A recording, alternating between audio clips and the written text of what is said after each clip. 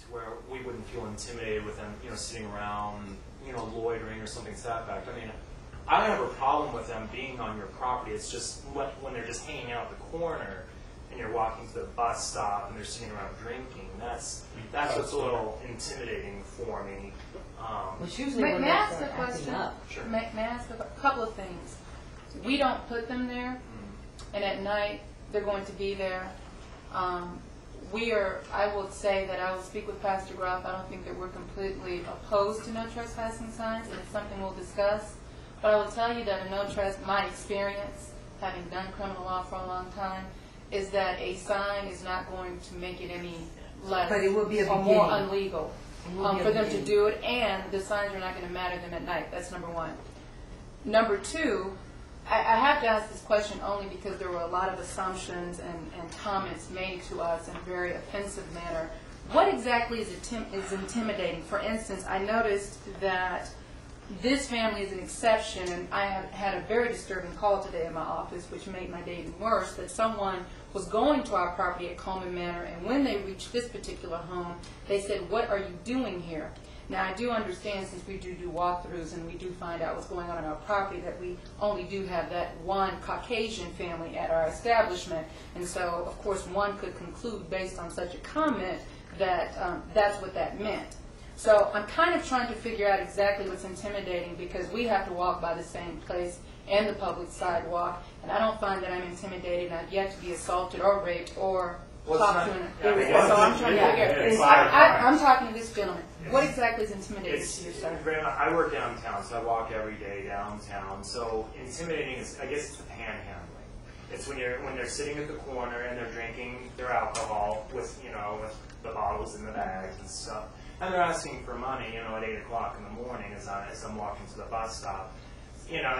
It's that kind of, it's the panhandling. I guess it's not necessarily aggressive behavior. Because I say just like I do downtown. No, I don't have any money. But on a continual basis, it does.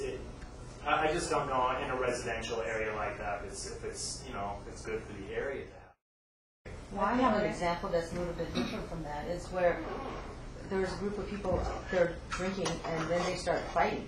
They start screaming, yelling. I come outside going, "What's going on?" And I live across the street from that corner, but just right across the street. And a couple of times I've actually said, "Hey, you guys need to leave. You guys are drunk." They'll start screaming at me. I've actually been verbally threatened several times. I actually have a certain person who walks by my house every day and calls out names to my house, which I don't even hear it, I guess. But that, I believe, is very intimidating. They're fighting. They're actually physically reaching out. We have a business owner here who has a shop right across the street. I don't know why. I'm not sick, but I just sound weird. I have homes on across the street from the church. And, you guys have been good neighbors to me. I don't feel any kind of bad vibes or anything. And I know you're not there all the time. But I think the officer's right. Economic development is critically important, and certainly I've worked for the last 4 years to make that corner a brighter, happier, safer, better place. On the first day that I opened my new patio last fall, I went out to put the umbrellas. It's about 9 o'clock on a Saturday morning. 5 or 6 gentlemen over at the church. One of them pulls down his pants and exposes himself to me. That's pretty funny. So I'm thinking to myself, geez, I just spent 2 years, a couple $1,000 to get a legal patio. I wonder how many people are going to want to sit here. And this has happened repeatedly.